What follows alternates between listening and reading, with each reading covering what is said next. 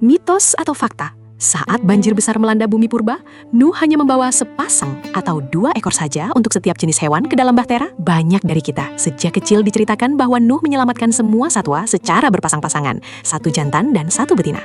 Namun, tunggu dulu, ternyata tidak semuanya 2. Fakta di dalam teks aslinya seringkali terlewatkan oleh cerita populer.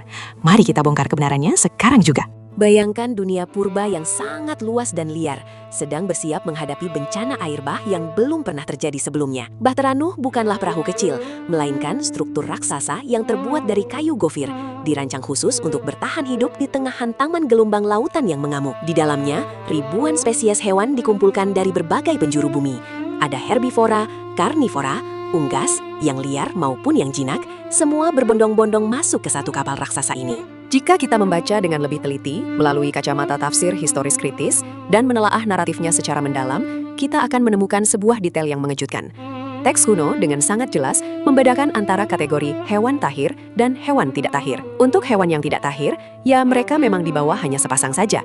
Tetapi untuk hewan yang tahir, seperti domba, lembu, dan juga segala jenis burung di udara, perintahnya adalah membawa 7 pasang, bukan sekedar 2 ekor. Mari kita melihat ke dalam teks aslinya, yaitu bahasa Ibrani kuno. Di dalam catatan aslinya tertulis frasa Shif'a, Shif'a, atau dibaca Shif'a, Shif'a. Secara harfiah, kata ini berarti 7 atau 7 pasang. Ini menunjukkan bahwa instruksi yang diberikan kepada Nuh sangat spesifik, memiliki perhitungan matematika yang sengaja ditekankan oleh sang penulis kuno. Detail teks bahasa asli ini mengubah seluruh imajinasi masa kecil kita tentang komposisi hewan di dalam bahtera. Lalu, apa sebenarnya makna teologis di balik perbedaan jumlah ini? Mengapa hewan yang berstatus tahir harus dibawa jauh lebih banyak? Jawabannya berkaitan erat dengan kehidupan setelah banjir surut. Ada aspek ibadah dan korban yang sangat krusial. Setelah bahtera mendarat dengan selamat, Nuh harus mendirikan mezbah dan mempersembahkan korban syukur. Jika hewan tahir hanya ada sepasang, maka setelah dikorbankan, spesies tersebut akan langsung punah selamanya. Membawa 7 pasang memastikan kelestarian spesies mereka. Kisah epik tentang bahtera Nuh ini memberikan satu aplikasi penting bagi kehidupan kita di era modern yang serba cepat ini.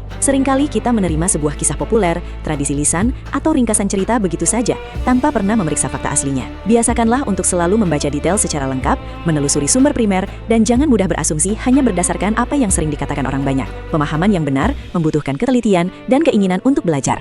Menarik sekali, bukan? Fakta kecil yang selama ini tersembunyi di balik mitos cerita anak-anak tentang bahtera raksasa ini ternyata memiliki alasan historis dan logis yang sangat mendalam.